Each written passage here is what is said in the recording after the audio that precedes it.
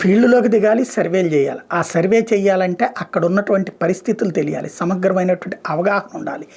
అదే సందర్భంలో దానికి తగ్గ ఖర్చు పెట్టాల. సరైనటువంటి సర్వేయర్‌లని వాడాల.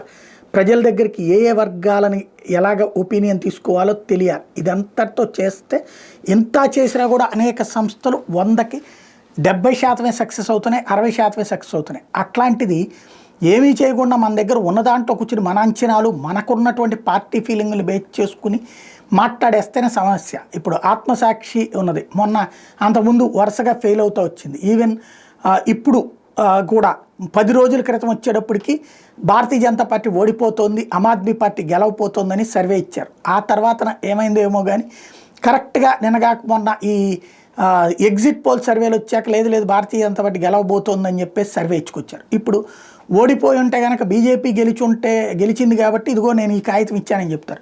10 రోజుల క్రితం అక్కడ ఆమ్ ఆద్మీ పార్టీ గెలిచి ఉంటే కనుక అదిగో నేను 10 రోజుల క్రితం ముందే చెప్పాను అని చెప్తుంటారు. ఇది ఒక పిచ్చితనం అనమాట. మనం నిజంగా ఫీల్డ్లోకి దిగి సర్వేలు చేస్తే కరెక్ట్ కూడా. కేకే సర్వే అంతే. అప్పుడు ఆంధ్రాలో చెప్పింది కరెక్ట్ అయిపోయింది కాబట్టి తర్వాత నన్ను మించినటువంటిది లేదు అనుకోవడం కాదు, నిజంగా ఫీల్డ్లో చేయగలగాలి. మహారాష్ట్ర కన్ఫ్యూజనే, హర్యానా గ్యారంటీ భారతీయ జనతా పార్టీ ఓడిపోతుంది రాసుకోండి అని ఇచ్చినటువంటి సర్వే రివర్స్ అయింది. సరే ఈ దఫా మనం ఏం మాట్లాడకపోయినా నష్టం లేదు. మళ్ళీ ఆంధ్ర చెప్తాం మేము మిగతా చేయలేదంటే అడిగేదేం లేదు. మనం వెళ్తున్నామా చేస్తున్నాం. ఒక్కొక్క శాంపిల్కి వాళ్ళ రోజున 200 నుంచి 300 రూపాయలు అవుతుంది. కనీసం 1,00,000 శాంపిల్స్ తీసుకోవాలి. 1,00,000 శాంపిల్స్ ఇంటూ 300 రూపాయలు అంటే అంత డబ్బులు పెట్టాలి. ఎవడు పెడతాడు?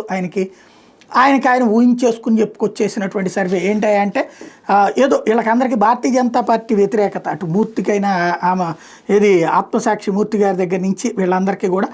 అందులో తాజాగా తీసుకొచ్చినటువంటిది ఏంటంటే గత కొన్ని రోజుల నుండి చెప్పుకొచ్చింది కేకే ఎగ్జిట్ పోల్స్ అంటూ ఆప్ 44, భారతీయ జనతా పార్టీ 26 అంటూ ఎగ్జిట్ పోల్ చెప్పుకొచ్చారు. తీరా చూస్తే ఇప్పుడు ఆప్కి 22, బీజేపీకి 48 వచ్చినాయి. ఇప్పుడు ప్రతి ఒక్కళ్ళు ప్రశ్నిస్తుంటారు. అయితే అంత మాత్రాన ఆయనకి పోయేదేమీ లేదు, నష్టమేమీ లేదు. కానీ విశ్వసనీయత పెంచుకునేటటువంటి ఆలోచన చేయాలి. మనకు కనుక సంబంధం లేదు, మనకు తెలియనప్పుడు సైలెంట్గా ఉంటే నష్టం లేదు కదా.